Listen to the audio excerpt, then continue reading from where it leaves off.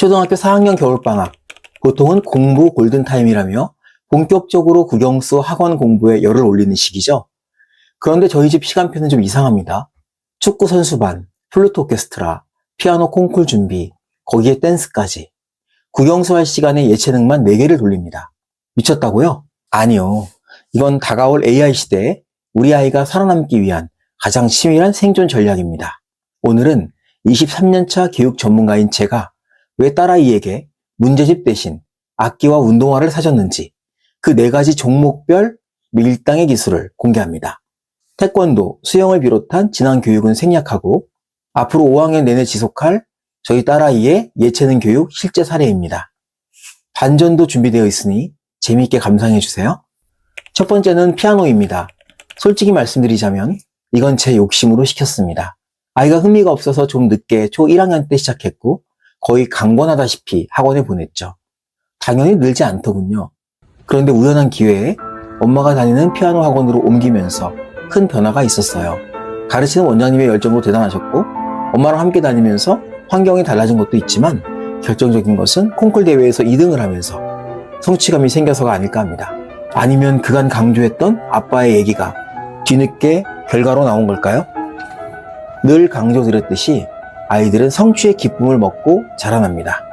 지금은 체르니 40번 과정을 시작했는데 예전에는 억지로 앉아 있었다면 이젠 본인이 욕심을 냅니다.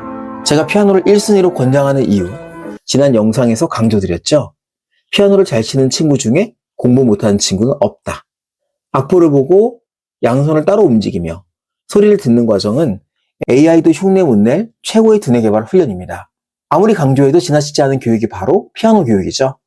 제가 정성껏 찍은 지난 영상 꼭 찾아보시기 바랍니다.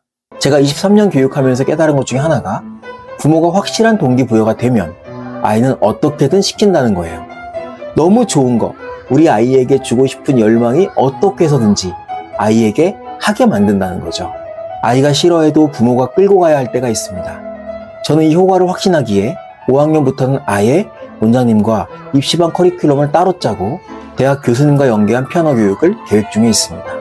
입시 목적은 아니지만 다른 건 몰라도 고학년 되어서 공부해야 된다고 피아노 그만두는 일은 없을 것입니다.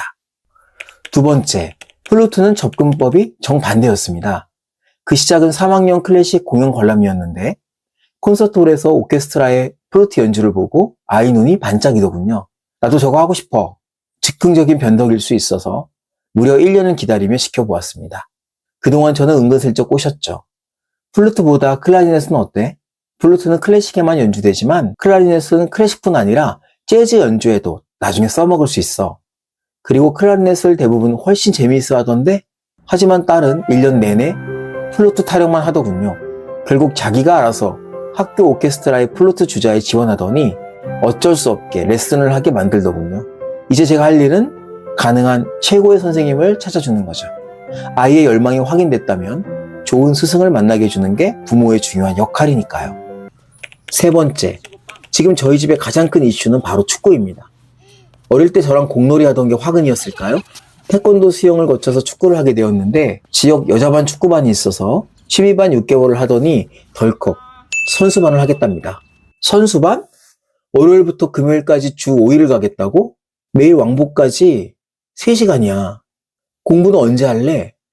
아침 7시에 일어나서 책 읽기 1시간 끝내고 평일에는 수학, 영어 30분씩 매일 하고 주말에는 못한 영어, 수학 공부 모두 아침부터 저녁까지 공부할게.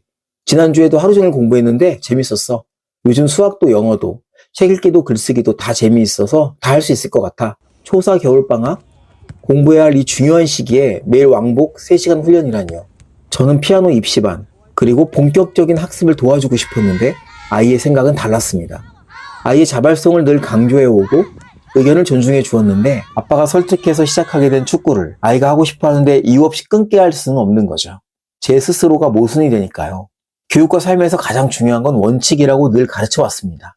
그래서 우리는 공부할 시간이 부족하니 아침에 일찍 일어나고 주말은 공부에 올인한다라는 약속을 하고 나서 아이는 스스로 책임지겠다고 선언했고 실제로 지키고 있습니다. 덕분에 시간을 소중히 여기고 시간 관리를 철저히 하는 연습을 시작했어요. 그렇지만 이미 12월, 1월 각각 일주일씩 전지훈련을 다녀오고 방학 평일에도 시간이 부족하여 속이 타들어가는 건 어쩔 수가 없네요. 하지만 이 모든 것이 부모 뜻대로 다 되는 것도 아니고 또 부모 뜻대로 다 되어서도 안 되죠. 자기가 선택한 고생은 아이를 성장시킵니다. 저는 그 자발성의 힘을 믿고 눈 딱 감고 지지해주고 있습니다. 마지막은 아이의 최애 픽, 댄스입니다. 주 2회 가는데 이건 그냥 행복해 죽습니다. 저도 춤추는 것을 한때 좋아했는데 슬프게도 제 딸은 춤선의 재능은 별로 없어 보입니다. 저를 안 닮았나 봐요. 하지만 재능이 있든 없든 어떻습니까? AI 시대에 중요한 건 잘하는 것보다 즐기는 능력이죠. 또 너무 좋아하다 보면 잘하게 되기도 하고요. 모든 예체능은 즐기는 것이 목적이지 진로로 고려하는 것은 아닙니다. 댄스를 통해 내 몸을 움직여 감정을 표출하는 해방감, 그거면 충분하죠. 언젠가 딸이랑 듀엣 영상을 찍어보면 어떨까 생각해 봅니다. 이 4가지 예체능을 하면서 저희 가족이 지키는 철칙이 있습니다. 첫째, 모든 학원은 가족회의를 통해 결정한다. 둘째, 한번 시작하면 최소 6개월에서 1년은 무조건 버텨야 한다. 힘들다고 바로 그만두는 건 허락되지 않습니다. 무슨 일이든 이것저것 해보고 쉽게 그만두는 건 습관이 될 수 있죠.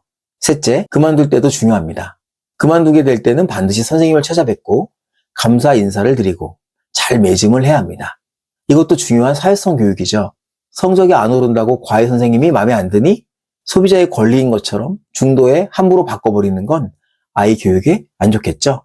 자, 오늘은 제 개인적인 교육과 양육 과정을 진솔하게 나누면서 여러분께 드리고 싶은 메시지를 영상으로 담아보았습니다. 끝으로 부모님들 불안해하지 마세요. 우리 아이들은 100세를 살아갈 시대입니다.